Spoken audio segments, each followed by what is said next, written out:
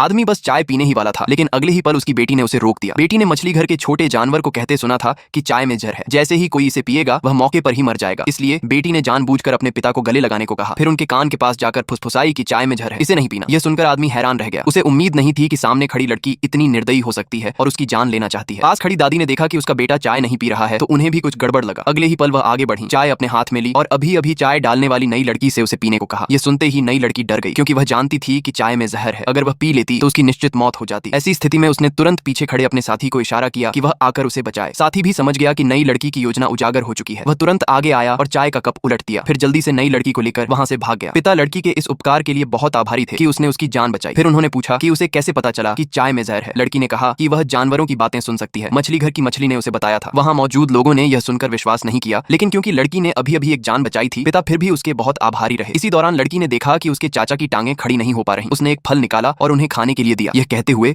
कि वह तुरंत खड़े हो सकेंगे, लेकिन चाचा को यह असंभव लगा। उनकी टांगों में पहले ही से कोई एहसास नहीं था। कई तरह के डॉक्टर और वैद्य भी कुछ नहीं कर पाए थे। फिर एक लड़की के दी फल से कैसे ठीक हो सकते थे? लेकिन लड़की ने कहा कि यह फल साधारण नहीं है, यह एक चमत्कारी दवा है। अभी अभी एक कौवे ने उसे दिया है। बचपन से लेकर अब तक जब भी उसे चोट लगती थी, कौवा उसे यही फल देता था और वह तुरंत ठीक हो जाती थी। यह सुनकर चाचा को थोड़ा विश्वास होने लगा। पास खड़े आदमी ने भी कहा कि खाकर देख लो, इसे लड़की को खुश करने का तरीका समझ लो। यह सुनते ही चाचा ने तुरंत फल खा लिया, लेकिन अगले ही पल कोई प्रतिक्रिया नहीं हुई। ऐसा लगा जैसे कुछ महसूस ही नहीं हुआ। ऐसा नहीं हो सकता, वह मुझसे झूठ नहीं बोलेगी। मैं याया से पूछने जा रहा हूँ। कोई बात नहीं सुई बाओ, मेरे चाचा की यह टांग अब शायद जिंदगी भर ऐसी ही रहेगी। अंकल हुआन, आपकी टांग ठीक हो गई।